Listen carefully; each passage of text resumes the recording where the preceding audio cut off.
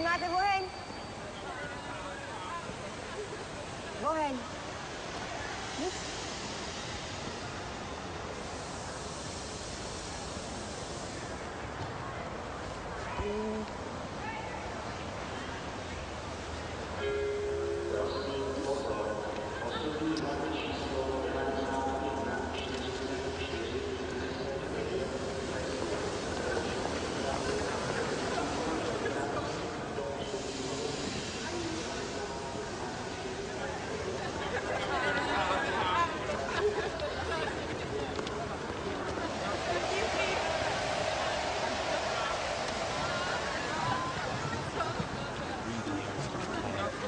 Now I got these college kids at the discotheque. Listen. I'm sorry. You are a nice boy, but I'm too beautiful for you. Goodbye, Brad from America. You want one more kiss before I go? Are you kidding?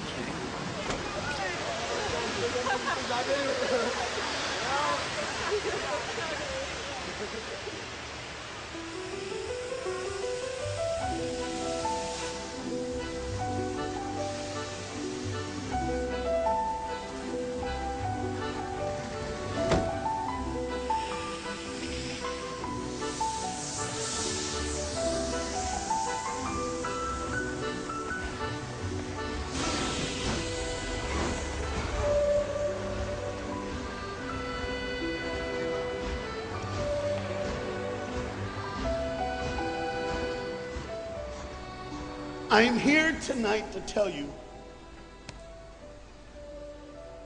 about a father who loved his son and a son who loved his dad. The way this story is going to unfold for you is a little bit different because I want to bring it to now. You see, a dad would go home and he would go by the school, and every now and then he would pick up his son and say, "Son, why don't you go to work with me?" The boy loved that. And when his dad would just come and pick him up, he was the happiest boy ever. He knew that he would get to spend the afternoon with his father at work, and he would get his coat, and they would walk, and he would bring hot chocolate for his son, for it's really cold, and they would go through. But this boy was different. This boy would see things. This boy wasn't normal. And when they were walking one afternoon going to where dad worked, this boy would notice things that other people wouldn't notice. He see things other people wouldn't see. He sees a man in a bathrobe in the middle of the street who's yelling at a second-story window. He sees a woman who's very angry at him and doesn't really want to hear what he says. This boy, as the rest of the world hustles by, he slows down. He sees the hurt and the pain. He sees the anguish and the sorrow. He sees the window close and a desperate man trying to get it. What he did doesn't matter. That he hurting is all that matters. And this boy would see these things. His father rushes and gets him by the hand and says, "Let's go, we'll be late." He would stop and look one more time. Can I stop his pain? Can I stop her hurt? But the boy loved his father. They would go and they would catch the trolley. I think that's what you call it here. We call it a tram. Yeah, I don't know the words, but he would get on there with his dad, and the boy would just notice people. He would look, and that day, one particular, he noticed something as he got on the train. To explain something, as you can hear, there's a train coming, and I got to get through this before the train gets here. He saw a man, he saw a woman. He saw that the man seemed very happy, and the woman seemed very sad, and he couldn't understand why they could be together and one be happy and the other be sad. He couldn't understand that, but the little boy knew that there was something wrong. He had this feeling, this instinct that was amazing, how he cared for other people, but he loved none other than his father. He knew his daddy loved him, and as he watched the world and their hurt and their pain, he knew that he would always have a father. But even notice this, I need you to understand as you hear this story and get involved in the life of this man and his son, I need you to notice that there's no mom. As they walked through the woods, the boy would say to his father, Dad, what will I do when I grow up? What will I get to do? Will I get a cool job like yours? How will I work? He said, I don't know, but I want to change the world. I want to do something great. I want to do something wonderful. I want to help people. I want to do something that can change the lives of anyone. I just want to be that great. I just want to do something good. And as he walked with his dad would say, son, you will be great. You will be awesome. You will change the world. Your life is going to be incredible. But there was a train coming. There's always a train coming. The train is called life. We're all on the train of life, just riding. Whether we realize the truth or not, whether we realize what's happening or not, we're all on that same train tonight. Only God has saw it fit for us to be in the same room, in the same car, for such a time as this. When they get to the edge of the train track, he could see where his father worked. You see the bridge? That's what his dad did. You see, the bridge was very, very important. Boats needed to come to the harbor to get off their goods so they could make money. But trains were coming with people going from one town to the next. Not many cars in Europe, so they couldn't use a lot of that. So many people, not enough roads, so everybody used that train to get from the town to town to get to work and to get home. And one day the train was coming by. What you have to understand is that boy loved going to work with his dad. He would stay right by the river's edge, and he would do what he loved to do the most. Let me explain that. He loved to fish. Anybody like to fish here? Oh, all the guys go, The dad looks at his boy and he says, son, now remember the rules. You got to stay right here because I can see you from the window right here. Don't get out of the sight of this window because you got to stay there so I know you're safe. Catch you something good to eat. But as you can hear, the train's coming. The father's job was cool. If I wasn't a preacher, I wouldn't mind doing that. Get to work. Get grease on you. Even if you didn't have to, you just squirt it on you like you feel like you did something. That's what I would do. There was a boat coming in the harbor. Timing is very essential. I'll go ahead and give you the key. The key is this. There's always a light. Everybody say light. Say it again. One more time. There's a light that the train conductor needs to see. If that light is green, he can go. If it's red, he must stop. You see, God has given us road signs in our life that we must read. Lines that tell us to go and lines that tell us to stop. Whether we read those and believe them or not is up to us. That's why some of you have fallen and you cannot get up. But tonight, that's why I'm here. The boat needed to come through, so he called, and the man said, okay, I got time. It's a long time before the train should come. So he pulls the lever, as you just saw, and the big, huge steel bridge, the gears started turning. They started cranking the steam. All of a sudden, gears are moving, and that big, huge bridge is just starting to go up. As it rises higher and higher, he has to watch and make sure everything's set, everything's good, everything's fine. As he looks out the window, he could see everything, but the dad, being a good dad, keeps one eye on his work, but the other eye on his baby. One eye on the world, but the other eye on his children. You think God doesn't know where you are? He keeps one eye on his world and one eye on his child. No matter what you've done or where you've been, it's one eye on the world, but the other eye's on you. He's watched you and he's kept you. Even though your train is coming down the track, he understands that. And even though sometimes, oh no, I'm going to get ahead of myself. See the red light? He didn't see it. So many times we don't see the red light. See, to just say the train was early. The boy can hear and see the steam. And he looks and says, Daddy, the train. Daddy, the train's early. Daddy, you got a daddy. Hey, Daddy, the train. Daddy, the train's coming. But the dad was looking at the gears, making sure he had enough oil, making sure there was enough steam to get the bridge back down for the train. And the boy knew one thing. Now listen, the boy knew that his dad one time showed him where the trigger was. It was a red lever. If he pulls it, the train bridge would collapse down fast and the train would be able to come across. All the boy knew was there were people on that train. There were people that needed to be saved. There were people that had, some of them just with their friends having a good time, like everything's fine. They did not know that the bridge was up. They did not know what was coming. They're just living their life like you and me, just going down the road, just being our own thing, doing our own thing. And the dad all of a sudden hears the train coming. He looks and then he said, oh, my son. He looks out and his boy's gone. He's like, oh my God, where's my son? Where's my son? He got to figure out. He looks back just in time to see his son trying to save the day. All he had to do was pull that lever. He reaches in to pull it, and the boy pulls too far, and he falls in the hole. Now it's on the Father. And God the Father, did you hear me? God the Father has to make a choice. It's his now. Do I save my son, or do I save the world? But they don't even know. They don't even know.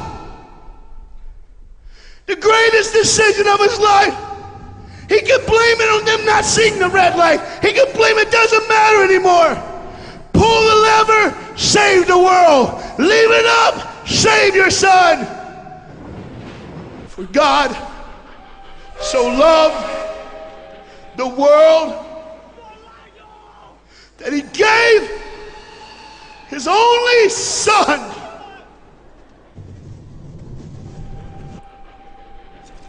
Whosoever believes in him will not perish. 3, 2, 1. It's over. And they didn't even know. They never would know. They didn't even know. The train goes by. It's fine. Everything's cool. The bridge is down. Just like always. It's always going to be down. Are you hearing me tonight? He gave his only son. For God so loved the world that he gave. And you know what's amazing? I wonder what God did right when his son died on that cross. When he breathed his last breath. When he took that breath and he breathed and it was over. Here's what the Father would have looked like. They didn't even know, just trying to think of their life. Just trying to figure out what they're going to do next. Just thinking about the person they're going to see, the people they're going to hang out with. Just trying to be, just loving, caring. Doesn't matter if you're blind. Doesn't matter if you're putting on a little more makeup, trying to look pretty for somebody, or just wearing another mask. It doesn't matter. God gave his son for you. What will I do when I grow up? Where will I go when I grow up? What can I change? And there was a girl in the bathroom on the train, liquefying her heroin to shoot up one more time. He died for her. He died for her. But in one moment, are you listening? In one moment, as the Bible says, everybody gets a chance. In one moment, to see the look of the Father when he knows when you realize what he did for you, when you realize the sacrifice, when you realize he let his son die so that you can live, when you realize what he did, no matter what you're doing, no matter where you're at in this life, no matter what you're a part of, you gotta stop. You gotta stop. Even if it's for 1 second, and think, my God, he did it for me. He did it for me. And I pray to God you drop what you're doing. Drop what you're doing. With all the pain and the hurt and the sorrow in the world, he did it for you. That's why you're so quiet. You see, the train's coming. The train's coming. Everybody has things, you have ways of I don't want to do that. I don't want to, but why do I keep doing it? Even Paul said, why do I do? My flesh tells me, and I do what I know is wrong, and I don't do what I know is right. You got to understand tonight, the fight is on, and we can win. We become more than conquerors through Jesus Christ. And I'm not preaching just for me, I'm preaching on behalf of you. But what you got to understand is, there had to be a moment in those 3 days when Jesus died on a Friday and rose again on a Sunday. There had to be this moment. Go ahead, look at the screen. When it was just God and his baby and his son.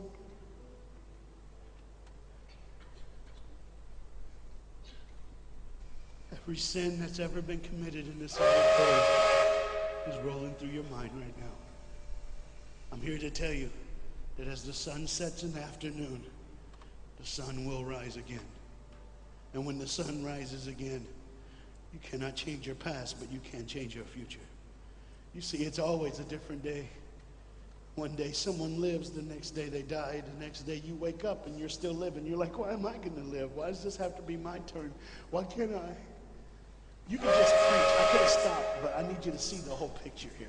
You see, because when God the Father gave his only son, when Jesus Christ breathed his last breath and he died, he did it in a way that you can never ever say, you don't know me, you don't understand me, God don't understand my pain, God don't understand my sorrow. You see, that's the very train that boy was on. That's the very train that he was on. And as this dad remembers, look real close. You see the pictures of the people? Bam, there they are. But there's somebody added in the picture, isn't it? Bam, there they are. Do you see who's added in it? In every face of every person, Jesus is in their life. Why? Because when you're the greatest sacrifice, you always end up in everyone's life. No matter where they are, who they are, he did it so that you can say he was there all the time,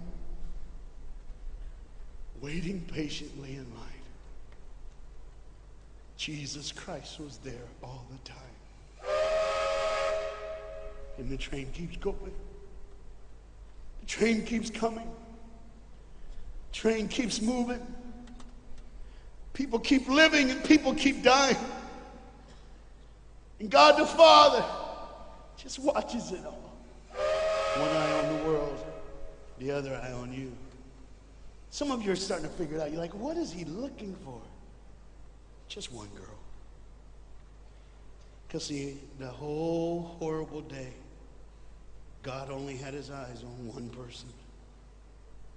And it was just a day on the street corner. When he walked by, he saw a girl with a babe. And she saw him. Do you get it? Old things are passed away. Behold, all things become new.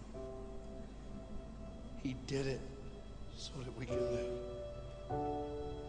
No matter what the sin, no matter what the pain, no matter what the sorrow, the sacrifice was perfect. It was perfect.